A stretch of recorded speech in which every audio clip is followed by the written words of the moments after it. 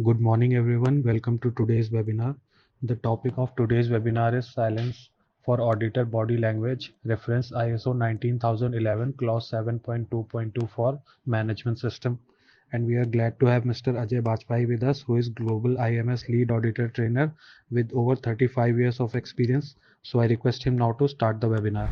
Thank you, Alendra, and I welcome all the team who have joined this webinar, which is on a subject which is silence of auditor. It is also related to directly with the body language. Also, when we talk of auditing, it is given in details in ISO 19011, clause 7.2 of 2, and it is applicable for all management systems which has clients, auditors, trainers, certification body, accreditation board, national bodies, ISO committees, IAF, and so on. Because auditing is being conducted all across the globe by different entities for various purposes of approvals and acquiring and hiring various services. So theme is personal behavior. See, talking is very simple. We see there are individuals who speak a lot. There are individuals who are moderate talkers. There are few who talk very little. Some of them are called extrovert. Some of them are called introvert. So when we talk of auditing as a subject, so we need to understand that personal behavior in auditing is the key to success. Success means we are able to conduct a value-added auditing. And all the entities here are enjoying the fruits of certifications or the output of the auditing and certification. Body language is a subject in its own. This is a technology, I would say. Lot of books globally has been written on this subject. And I will definitely require to conduct a separate webinar on this subject of body language. But today we will try and link it with the auditing only. And auditing means first party, second party, third party audits and related to body language and the personal behavior of the auditor. The audit should be conducted as agreed between client and certification body, accreditation boards, and so on. And this is the job of individuals who are managing the audits and the audit program and plans.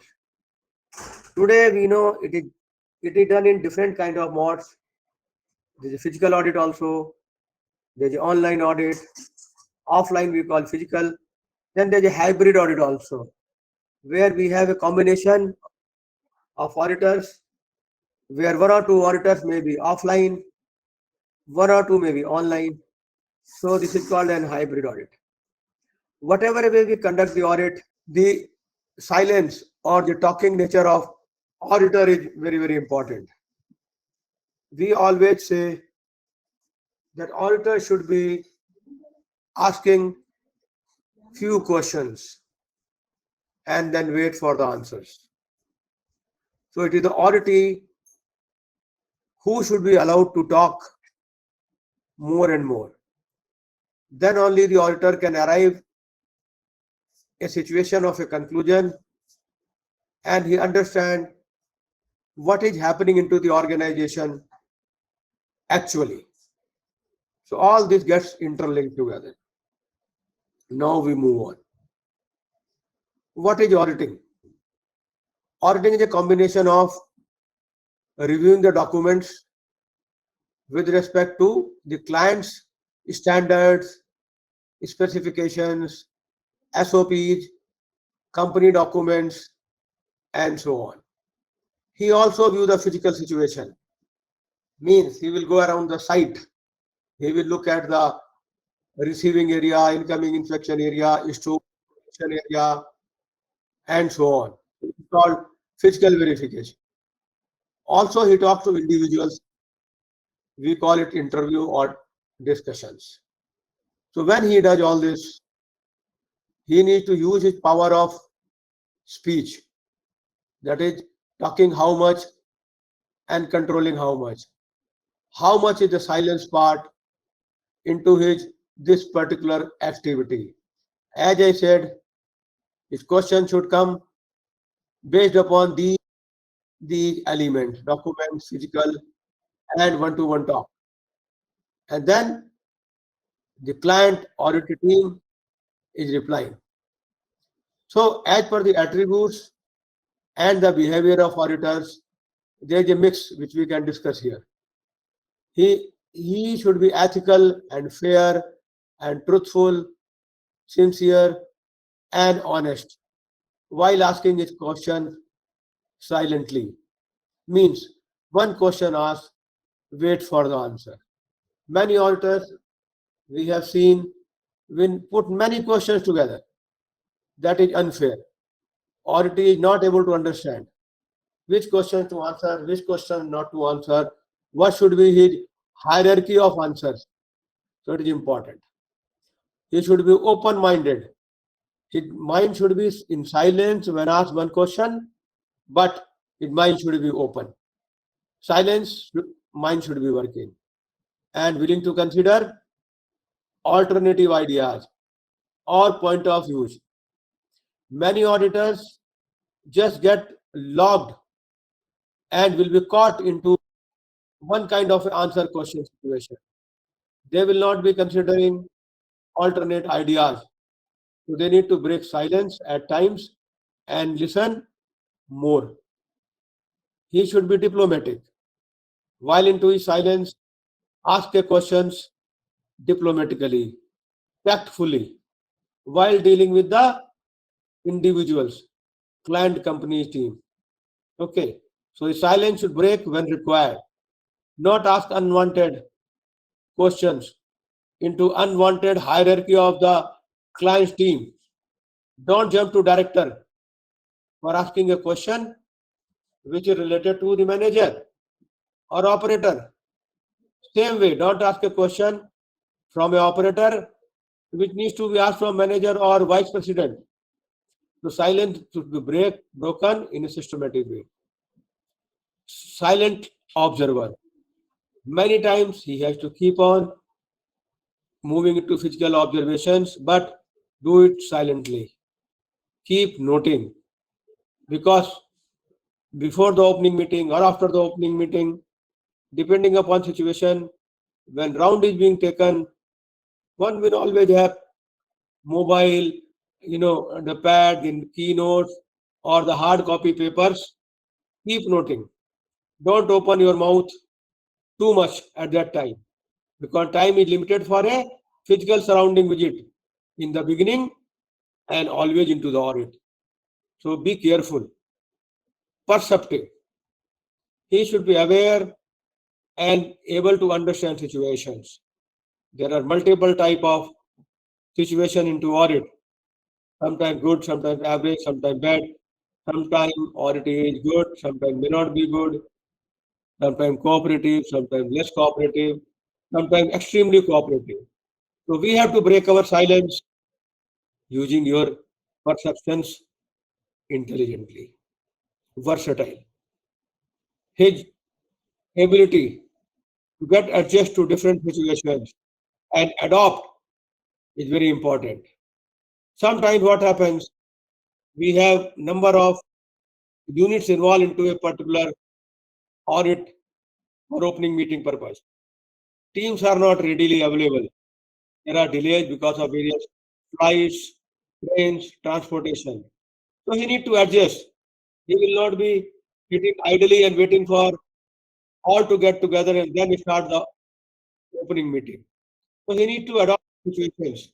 He can take a round first, then wait for others to assemble, and then look into documents and go for visits, and vice versa, depending upon the situations. His silence should be broken in a decisive manner, in a decision-making manner. Silence should not be broken just like that. Okay. So he should be able to conclude timely. Not that a lot of audit has been covered, but he's keeping silent, not opening to the auditee. Auditee is in suspense. We are supposed to write and make an evidence if there is a non-conformity or observations or if everything is positive. And he should be breaking the silence with logical reasoning and analysis. So these are the ways how he should be doing the questioning and how he should be keeping silence and not breaking the flow of audit, not breaking the minds of other team members. He should be taking the entire team closely watched because auditor is the master of the day that day. So we go on. Self-reliant. He should be a person who is confident. He can function independently. He has been qualified and trained. He can interact effectively with others and break the silence as and when required, depending upon his self-confidence. Sometimes he is not having the confidence on a particular document, on a machine operation, on an operator with whom he is having discussion. So break the silence, ask question when the right time and opportunity is seen. Able to act with fortitude means courage in pain or adversity. Auditor is also having a lot of pains at times. Auditing is not a simple exercise. He is into a complex organization. Several processes are there. So he need to work with confidence.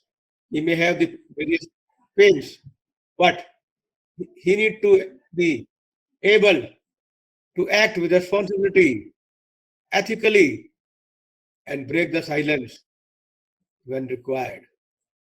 By doing all this, he may become a unpopular person because he is asking a lot of questions and lot of disagreements may come, confrontations will come.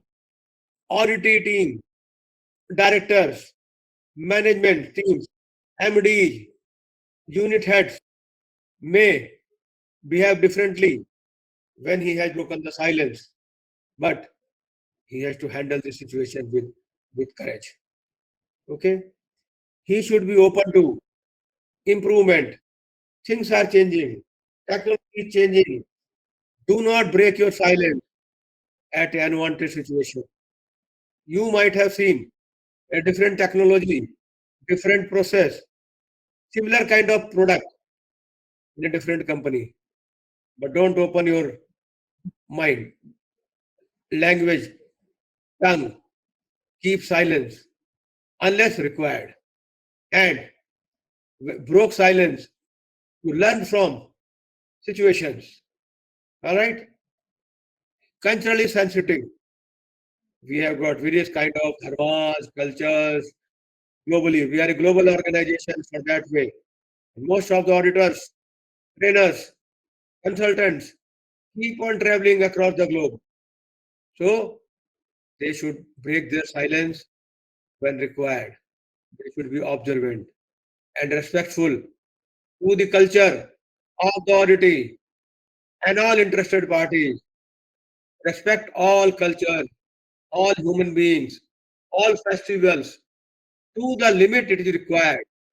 Do not get your audit plans and program disturbed because of these things. But break silence and ask questions, relevant questions when required. Then collaborative. Work as a collaborator with your team members, with auditee, with technical experts, with auditors, an entire team available here into the auditing situation. Then only the silence breaking, the question answer session will add value to the auditing process and certification process. And then only the entire exercise of auditing by breaking the silence as an auditor, follow the behavior part and be a ethical, knowledgeable, value added auditor. Now, once that happens, then the client may be recommended for certification or certification process starts if he is getting ready for applying to certification body. So here we have the links of training and certification. Okay, DNV Certification Private Limited, approved by Exemplar Global for conducting of 80 plus courses, and also ISO certification with UAF along with IAF for 9001, 14001, 45001, 13485, 22,000 standards. Here is the website. One can view and learn as much as possible. Then TNV Academy, for whom this webinar is being conducted. Learning without limit. Here is the website. Learning all the time. Then TNV System, Certification Private Limited with IAS accreditation for 9, 14, 45, 27,001, 2022 version, and ABMS, BCMS certification. Then Guardian Assessment Private Limited. Here is the website. Head office in Mumbai for 9001, 14, 45,001 certification. Other standards under process are EOMS, Education 21,001, then ISMS, then many other standards are under planning. All right. Even the asset management and the facility management are under process of accreditation. So this is what I thought I will discuss today. Just scroll the slide. Body language, I tried to touch, but in this limited time, not possible to cover. So we will have another webinar on auditing, auditors, and use of and importance of body language for value addition into the auditing. So let's understand these points carefully and then get into value added auditing. So this is what I thought I will discuss. If any questions are there, most welcome. Otherwise, this webinar will be on TNV Academy YouTube channel, TNV Institute, and so on. And you can view as many times as possible to learn and become a global value-added trainer, auditor, and consultant, and support the improvements globally. So if no questions are there, thank you very much. I thank you all on behalf of TNV Academy. We appreciate you being here. Thank you for joining the webinar today. We'll see you next time.